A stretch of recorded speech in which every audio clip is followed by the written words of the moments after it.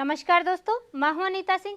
दोस्तों फिर से हाजिर हूं इंडियन ऑर्गेनिक जर्नी के नए एपिसोड में। आज के एपिसोड में जानकारी लेंगे चूने के बारे में। चूना मार्केट में कई टाइप से अवेलेबल होता है, स्टोन टाइप में, पाउडर टाइप में। तो बेस्ट चूना कौन सा होता है, फ्रेश चूना कौन सा होता है, किस टाइप की मिट्टी में चूने का इस्तेमाल किस तरीके से करना चाहिए ताकि ज़्यादा फायदे मिले, जैसे कि अम्लीय मिट्टी है, क्षारीय मिट्टी है, नॉर्मल मिट्टी है। तो तीनों ही टाइप की मिट्टी में ऐसे इस्तेमाल करना चाहिए ताकि फ़ायदा ज़्यादा से ज़्यादा मिले।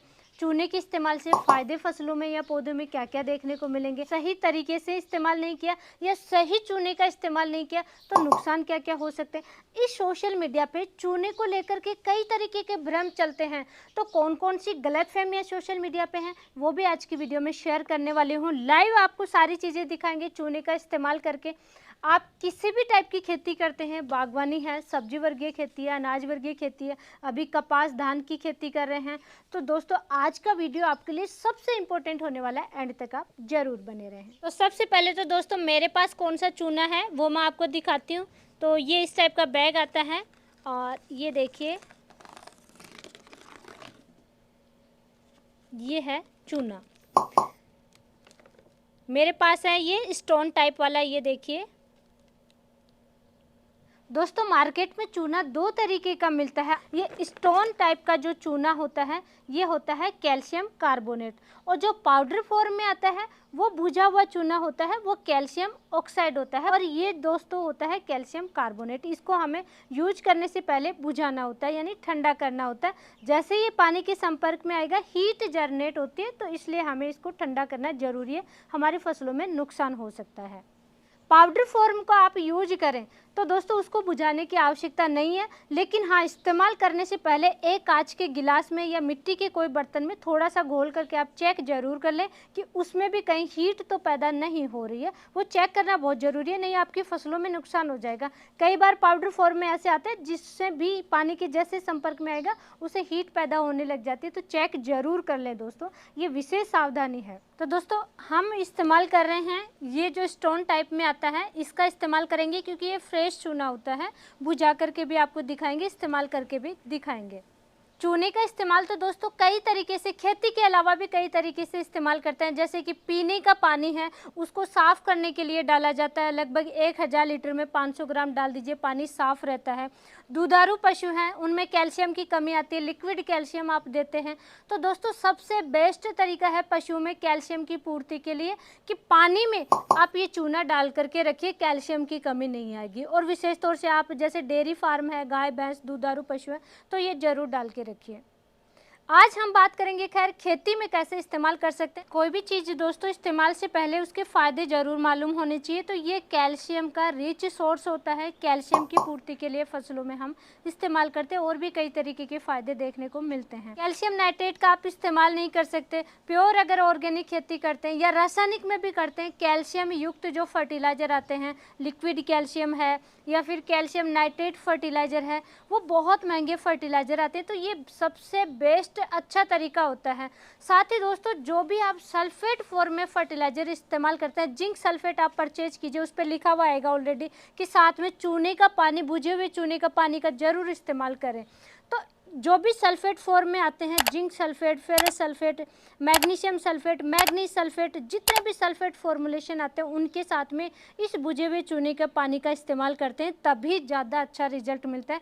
साथ ही कुछ किसान भाई हैं जैसे कपास में अभी डीएपी का इस्तेमाल करते हैं, डीएपी है या अमोनियम फॉस्फेट फर्टिलाइज़र हैं, सिंगल सुपर फॉस्फेट है, जितने भी फॉस्फेट फर्टिलाइज़र आते हैं उनके साथ में भी इसका इस्तेमाल ज़रूर करना चाहिए, रिजल्ट ज़्यादा अच्छा मिलता है। और यूरिया के साथ में भी आप इस्तेमाल कर सकते हैं। अम्लीय मिट्टी में चूने के इस्तेमाल से क्या फ़ायदा देखने को मिलता है, तो एक तो पीएच कम होता है, 6.5 से भी कम पीएच जा रहा है। कई ज़मीनें ऐसी होती हैं जहाँ 6.5 से भी कम पीएच होता है, वहाँ पे पैदावार घट जाती है। कुछ भी इस्तेमाल करते हैं, फसलें न्यूट्रिशन का अपटेक नहीं कर पाती हैं।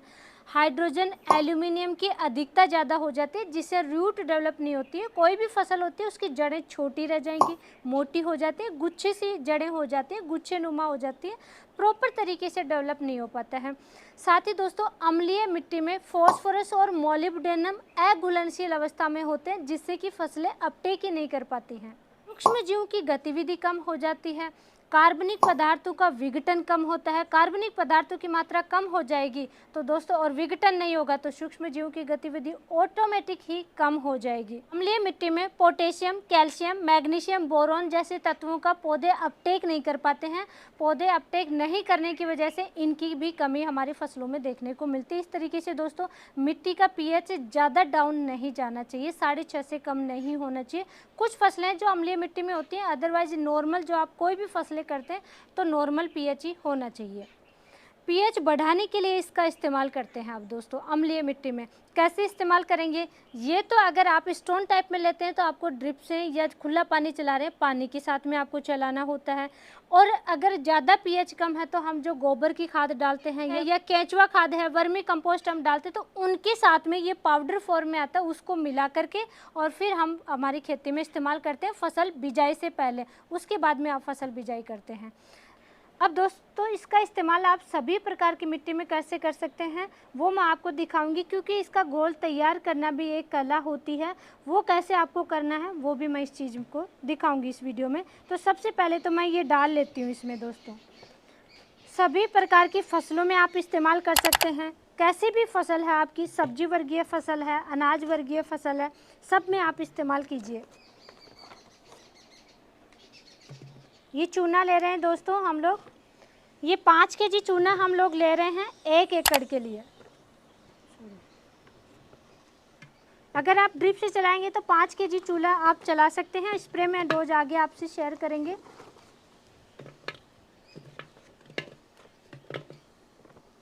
दोस्तों, इसका घोल तैयार, इसको ठंडा करना है, वो सिर्फ मटके में ही करना है।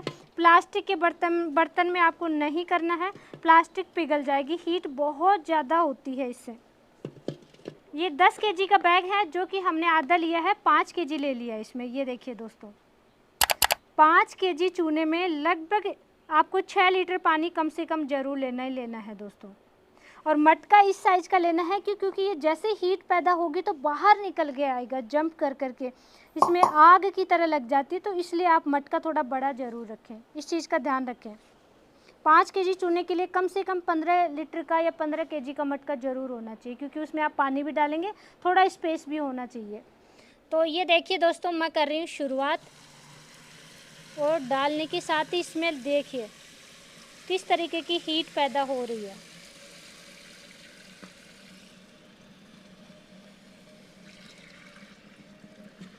Oh my God!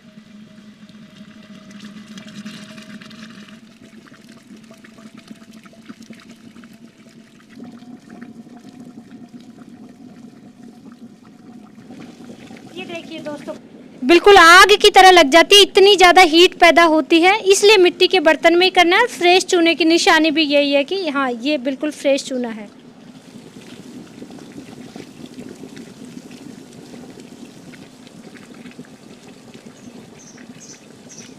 ये दोस्तों बॉईल हो रहा है, इसके हाथ भी नहीं लगा सकते, अभी तो मटकी के भी हाथ नहीं लगा सकते, इतना ज़्यादा गर्म हो जाता है।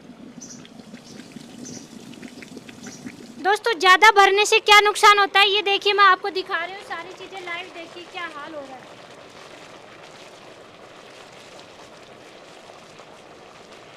ये सिर्फ वीडियो बनाने के लिए ही हम एक्सपेरिमेंट करके आपको दिखा रहे हैं।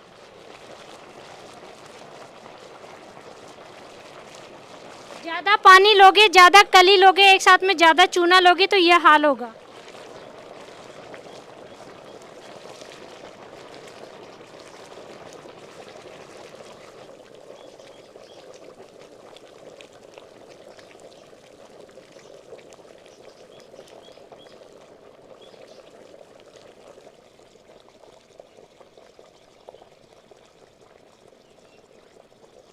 तो दोस्तों, मटके में ये 4 से 5 केजी आप ज़रूर लीजिए और 6 लीटर पानी डालिए। 7 लीटर भी आप पानी डाल सकते हैं। पानी इतना डालना है कि मटके से बाहर नहीं आना चाहिए। ये सिर्फ आपको वीडियो में दिखाने के पर्पज़ से हमने ज़्यादा पानी लिया, ज़्यादा लाइम लिया, ताकि आपको दिखा सकें कि ज़्यादा डालने से नुकसान क्या हो सकता है। ये देखिए, हीट बहुत ज़्यादा पैदा होगी। अब इस्तेमाल कैसे करना है दोस्तों?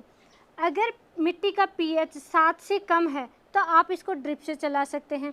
4 से 5 केजी जो चूना भिगोएंगे जितने भी पानी में, वो सारा पानी ऊपर आ जाएगा। ऊपर जैसे ये तैरने लग जाएगा तो इसको छान करके आप ड्रिप से चला दीजिए।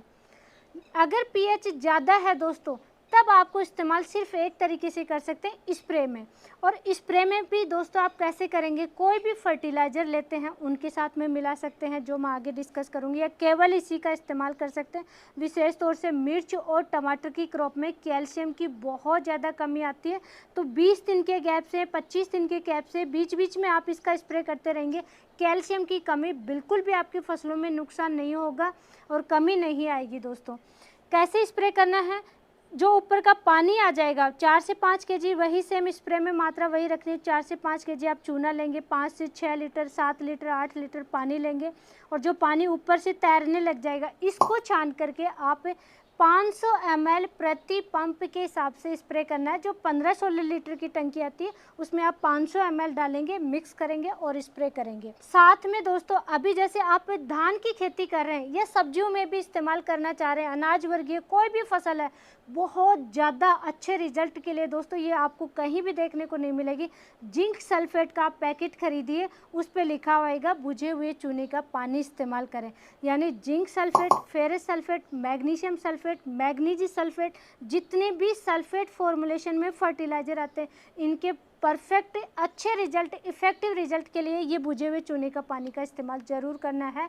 वही मात्रा सेम रखनी है, 500 ml प्रति पंप।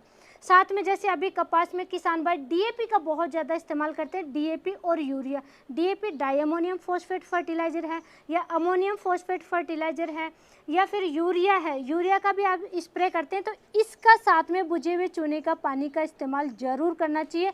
मैजिक की तरह रिजल्ट मिलता है दोस्तों। हमें मैजिक नहीं आता, खड़े होकर के ज्ञान देना नहीं आता, लाइव हम इस्तेमाल करते हैं, वो हम आपको दिखाते हैं, लाइव सारी चीज़ें हम जानकारी देते हैं। इसका इस्तेमाल करेंगे अभी हमारे पौधों में। लास्ट में जो बच जाएगा दोस्तों, जैसे पानी का आपने इस्तेमाल कर लिया, नीचे जो बच जाएगा उससे आप बोर्डो पेंट तैयार कर सकते हैं, या फिर आप खेत में जो भी फर्टिलाइज़र आगे डालेंगे बेसल डोज में आप मिला करके डाल दीजिए। अगर पीएच कम है तो ही आपको इस्तेमाल करना है मिट्टी में। लास्ट में सावधानी आप ज़रूर ध्यान रखें दोस्तों, अगर पीएच कम है तो आप मिट्टी में चला सकते हैं, यानी कि चूने पाउडर को आप खाद वाद के साथ में डाल करके भी डाल सकते हैं, ड्रिप से चला सकते हैं। लेकिन अगर पीएच ज़्यादा है तो सिर्फ एक ही तरीके से इस्तेमाल करेंगे, हाई पीएच है तो स्प्रे से ही इस्तेमाल करेंगे। किसी भी फसल में कर सकते हैं, लेकिन सिर्फ आपको स्प्रे करना है दोस्तों। स्प्रे का और पीएच से कोई तालमेल नहीं है, इसलिए पीएच हाई है तो स्प्रे आप अपनी फसलों में करें। बढ़वार के समय से ही आप इस्तेमाल करना शुरू कर दीजिए। स्प्रे में और ड्रिप से सिर्फ इसके जो ऊपर पानी आएगा उसी का इस्तेमाल करें दोस्तों। ये आप छान करके ये इस्तेमाल करने का कोशिश ना करें, इसका जो हार्ड पार्ट आता है ड्रिप है वो चौकअप भी हो सकती है, इस चीज़ का आप ज़रूर ध्यान रखिए। और भी कोई क्वेरी है कमेंट करके हमें ज़रूर बताएं। आज का वीडियो अच्छा लगा है, जानकारी अच्छी लगी है, जानकारी नॉलेजफुल लगी है, वीडियो को लाइक कीजिए, ज़्यादा से ज़्यादा किसान भाइयों तक शेयर ज़रूर करें। धन्यवाद।